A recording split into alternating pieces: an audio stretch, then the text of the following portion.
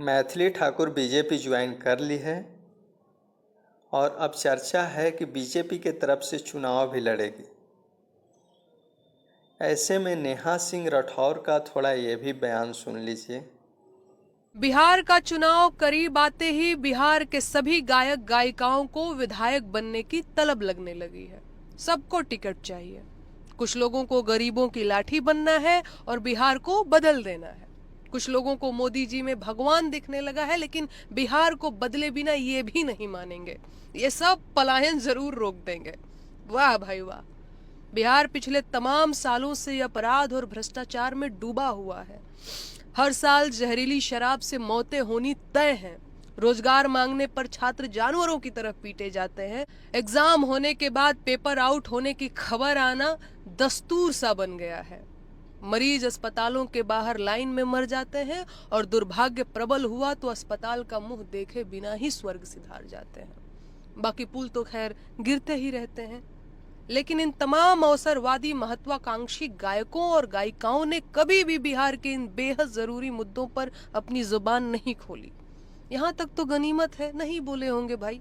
भोजपुरी की नाक काटने से फुर्सत नहीं मिली होगी। लेकिन इनकी मौका परस्ती और बेशर्मी का आलम यह है कि राजनीति में आने का निर्णय लेने के बाद भी ये बिहार की समस्याओं पर बोलने से पहले टिकट मिलने का इंतजार कर रहे हैं।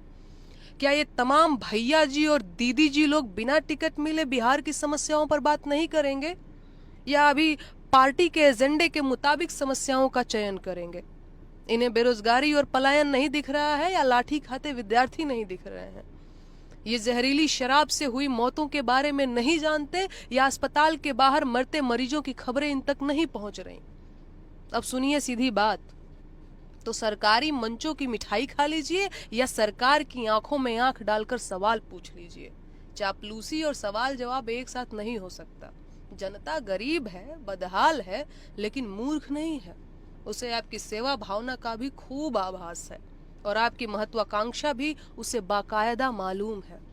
आम जनता का मसीहा बनने की इतनी तलब है तो पहले जमीन पर उनकी लड़ाई लड़िए, जनता के असली सिपाही बनिए, सरकार से सवाल पूछिए, दमन झेलिए, मुकदमे झेलिए, वरना जनता खूब समझ रही है कि आपको उनकी इतनी सेवा क्यों करनी है। बाकी स्वास्थ्य मेरा ठीक नहीं है, इसीलिए मैं ज्यादा बोल नहीं पा रही हूँ। शायद आवाज में भी कुछ ऐसे आप लोगों को समझ में आ रहा होगा, लेकिन मैं मिलती रहूंगी, ऐसे ही प्रयास करूंगी मैं। बस नेहा सिंह राठौर पर आ रही है।